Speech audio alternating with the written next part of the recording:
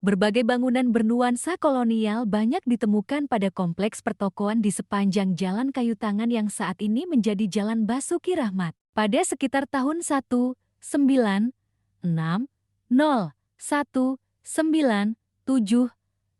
kawasan pertokoan digunakan untuk perdagangan umum, perkantoran, gedung bioskop, pakaian jeti, lontong, dan lain-lain. Lokasinya di koridor utama, menuju arah alun-alun semakin menguatkan kawasan tersebut menjadi lokasi bisnis dan pusat perniagaan yang cukup penting. Terdapat beberapa landmark dan bangunan tua yang kini masih relatif terjaga keasliannya saat melintas di kawasan Kayu Tangan Heritage Jalan Jenderal Basuki Rahmat, Jalan Jaksa Agung Suprapto, dan Jalan Brigjen Slamet Riyadi. Tugu jam penunjuk arah di pertigaan Celaket berperan sebagai jam kota dan papan penunjuk arah atau jalan dalam kota, sekaligus juga landmark seperti Tugu di Jogja. Jam penunjuk arah tersebut dibuat menggunakan bahan baku besi, dicat metalik dengan bentuk besi penyangga tembus pandang. Di depan Tugu jam penunjuk tersebut, juga terdapat bangunan tua kantor PLN Kota Malang di Jalan Basuki Rahmat nomor 100 Malang.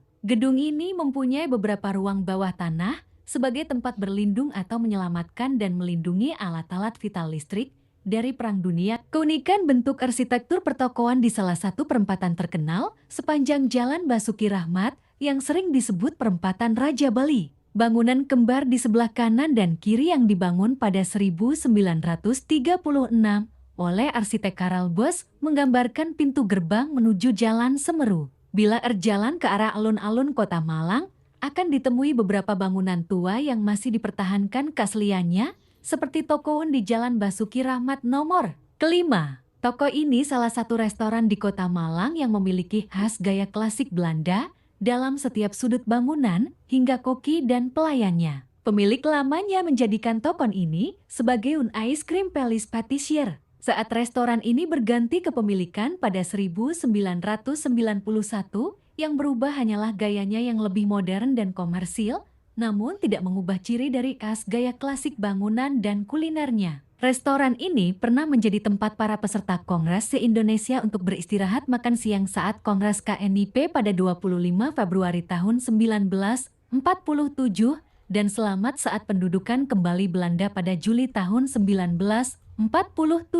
Selain itu, terdapat Gereja Katolik Hati Kudus Yesus dengan dua menara menjulang yang populer dikenal dengan Gereja Kayu Tangan di Jalan Basuki Rahmat nomor 16 RW 3, Kelurahan Kauman, Kecamatan Klojen. Gereja yang mempunyai gaya arsitektur yang unik dan mempunyai nilai sejarah dan arsitektur bergaya Gotik.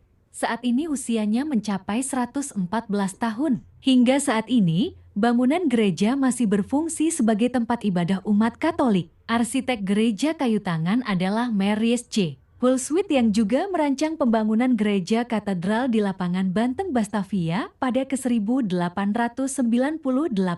Gereja ini dirancang dengan jendela dan pintu besar pada dinding yang dibangun dengan konstruksi skalet. Pemerintah Kota Malang terus berbenah mempercantik kawasan Kayu Tangan Heritage. Salah satunya dengan penggantian dan pemasangan batu andesit di pertigaan PAN dan perempatan Raja Bali. Penataan Kayu Tangan Heritage sejatinya mulai dari PAN sampai Tugu Sarinah. Kayu Tangan dilihat secara integrasi sehingga koridor depan dan dalam bisa sesuai konsep.